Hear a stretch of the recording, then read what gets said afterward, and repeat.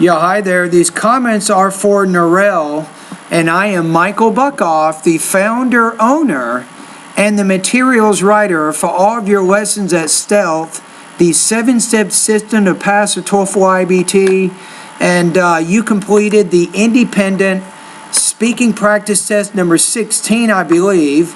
And let's take a look at the question. So, the question says, what are your strategies when you are busy with a lot of homework and assignments? Now, here's the problem here. There are probably 100 different strategies that you can use when you're completing homework and assignments, right?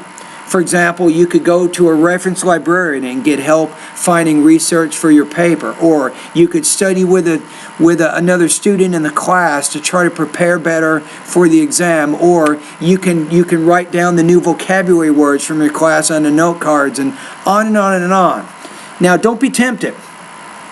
Don't try to talk about all those different things, because you're not going to have enough time to support those things with examples.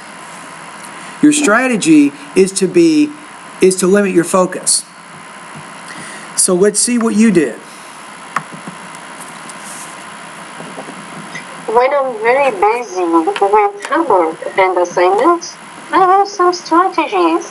One of the strategies is taking break after each hour. Okay, so taking breaks. If I have 3 hours homework, so I take 10 minutes break after. Now let's be a little more specific there. So you might say, if I have 3 hours of study with my biology homework, name the class. Or you might say my business class, or my marketing, or my management class. Try to bring up a specific class by name if you can, and then explain what you like to do when you're... hour.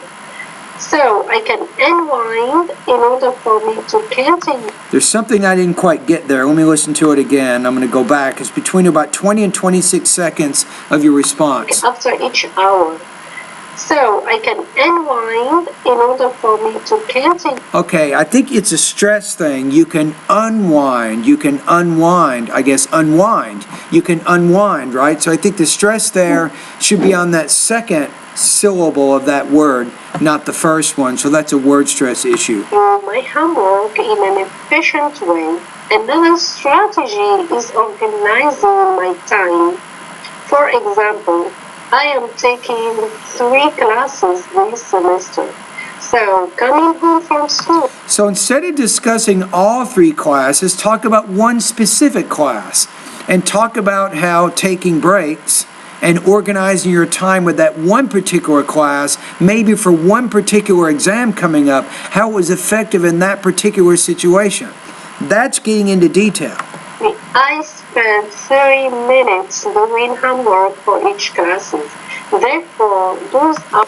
You can't say for each classes. You have to say for each class. If you use the word like each, your noun needs to be singular.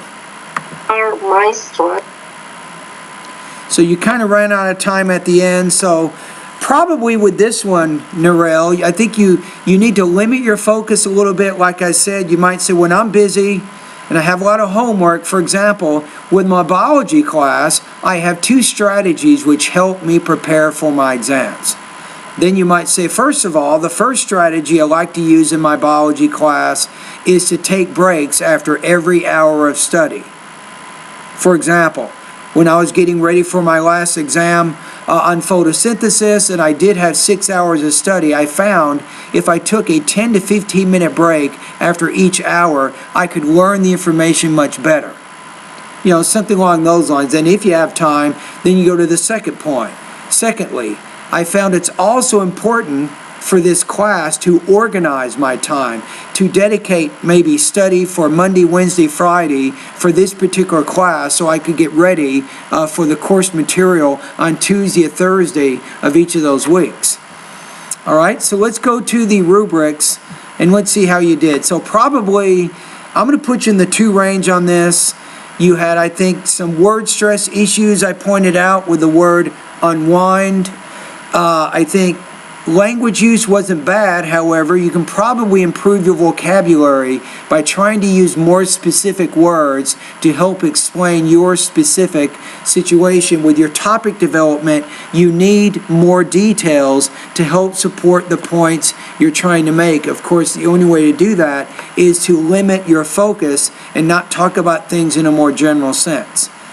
Alrighty, anyway, I'm going to put you at 2.3 out of 4. 18 points out of 30 on this particular practice test. All right, thank you.